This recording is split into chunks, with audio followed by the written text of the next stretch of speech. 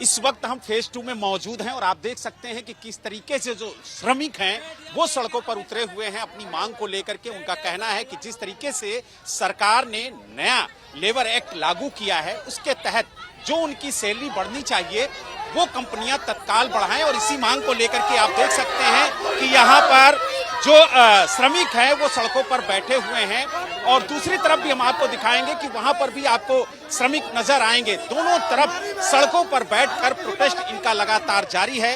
हालांकि सुबह जिस तरीके की तस्वीरें देखने को मिली हैं कि गाड़ियों में तोड़फोड़ की गई, आगजनी की गई और पथराव किया गया, प्रशासन से लगातार इन श्रमिकों की यही मांग है कि जो नया लेबर एक्ट बना है उसके तहत इनकी सैलरी बढ़ाई जाए। और जो यहाँ पर श्रमिक प्रोटेस्ट कर रहे हैं हम उनसे बात करेंगे और जानने की कोशिश करेंगे कि आखिरकार उनकी मांग क्या है। आप लोगों की मांग क्या है, क्यों सड़कों पर बैठे? 20,000 होनी चाहिए, सैलरी 20,000 होनी चाहिए। यानी इनका कहना है कि नए कानून के तहत जो कहा गया है सरकार की तरफ से कि 20,000 वेतन होना चाहिए, वो 20,000 सैलरी इनकी हो।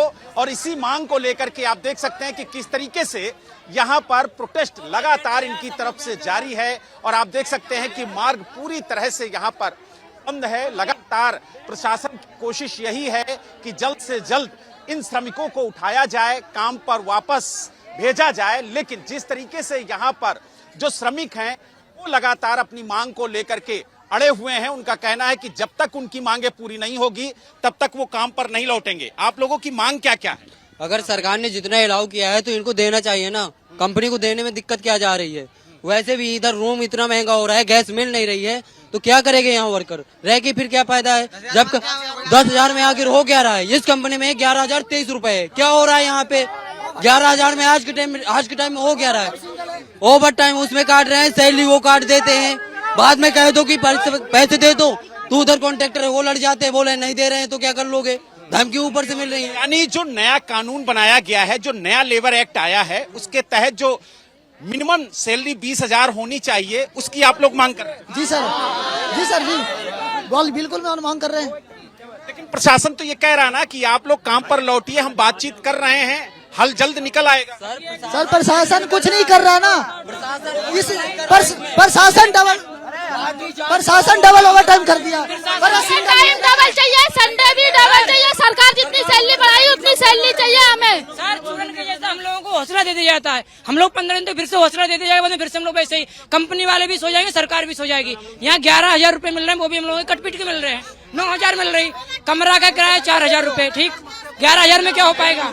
यानी आप देख सकते हैं जो श्रमिक हैं, जो मजदूर हैं, उनका कहना है कि जो नए लेबर एक्ट के तहत कम से कम 20,000 रुपए वेतन होना चाहिए वो ये कंपनी करे। और इसी मांग को लेकर के आप देखिए किस तरीके से यहाँ पर जो श्रमिक हैं वो सड़कों पर उतरे हुए हैं। और इसी तरीके की तस्वीरें पूरे फेज 2 में देखने को मिल रही हैं। जगह जगह श्रमिक इसी तरीके से सड़कों पर उतरकर प्रोटेस्ट कर रहे हैं, अपनी मांग रख रहे हैं प्रशासन की तरफ से और कह रहे हैं कि जब तक उनकी मांगे पूरी नहीं होंगी तब तक वो सड़क से हटने वाले नहीं हैं।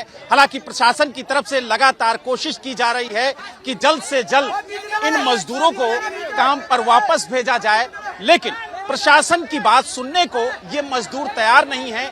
इनका कहना है कि जब तक इनकी सैलरी नहीं बढ़ेगी तब तक ये यहाँ से हटने वाले नहीं हैं। और आप देख सकते हैं कि किस तरीके से यहाँ पर लगातार जो प्रोटेस्ट है वो जारी है। और ये जो मार्ग है वो पूरी तरह से इन लेबर प्रोटेस्ट की वजह से बंद कर दिया गया है।